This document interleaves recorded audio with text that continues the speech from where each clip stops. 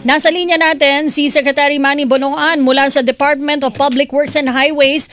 Hingi tayo ng update tungkol sa mga o sa epekto ng baha sa mga pangunahing infrastruktura. Magandang umaga po sa inyo, Secretary. Welcome po sa Palatuntunan, Sekretaryo, sir. Good morning po. Good morning po sa ating lahat. Good morning po. Yes, hingi lang po kami, sir, ng update dun sa mga infrastruktura na naapektuhan po nitong malawakang pagbaha nitong Wednesday.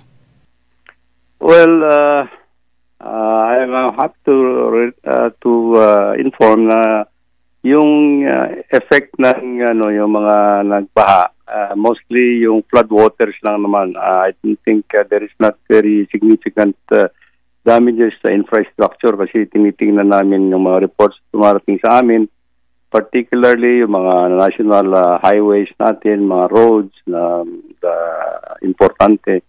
Minimal po yung nakita namin mga damages except for yung mga small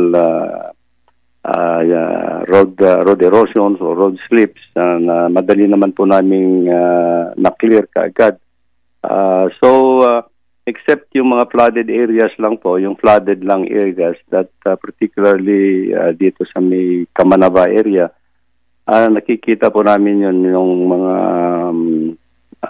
problema lang po at this point in time. Pero all over the regions 1, 2, 3, CAR, and Region 4A, we have seen actually that dun sa mga major thoroughfares natin, minimal lang po naman yung mga damages that have been inflicted with this mga nagdaang pag-uulan. So yung pong sa Baguio, hindi ko po sigurado kung Quezon po ba yun? O Quezon Road po. Opo. So wala na po yung mga malalaking tipak ng bato na nalaglagan doon?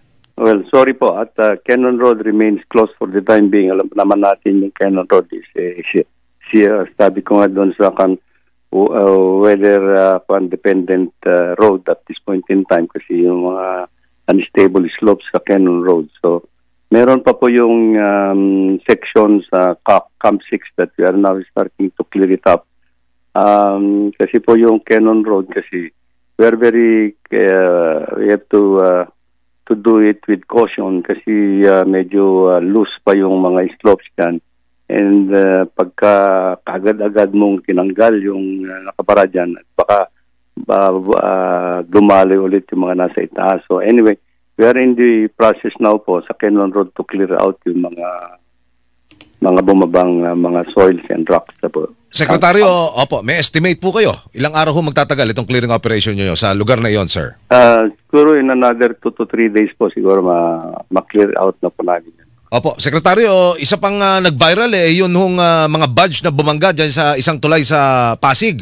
Ano ho? Yes, ano ho update dyan? Naapektuhan ho ba yung tibay ng tulay na yan at paano mga susunod yung magiging hakbang, sir?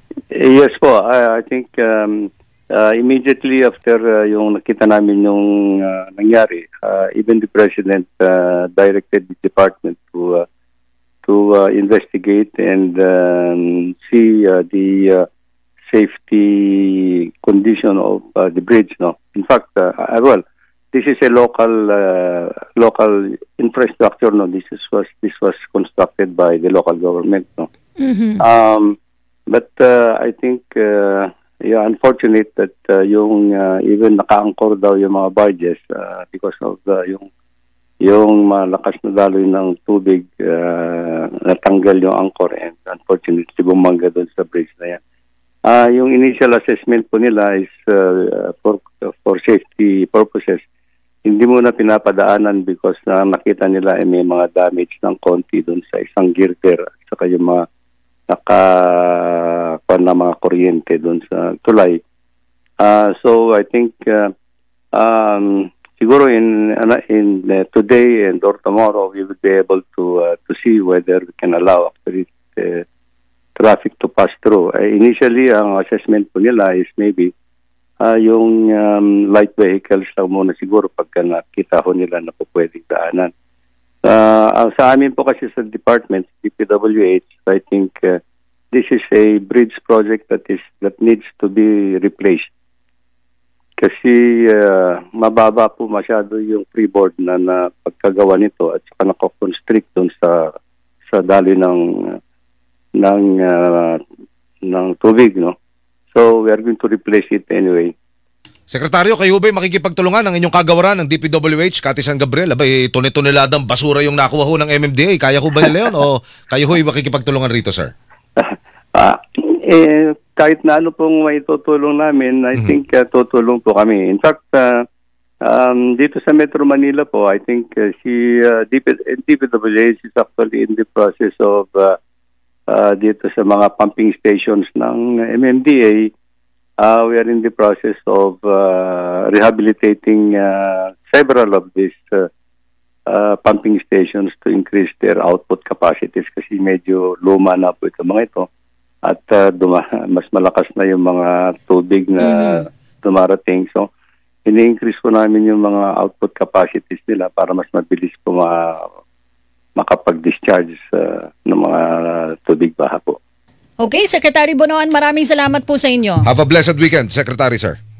Thank you very much po at magandang umaga po sa ating lahat. Atin po nakapanayam, Department of Public Works and Highways o DPWH Secretary Manny Bonoan.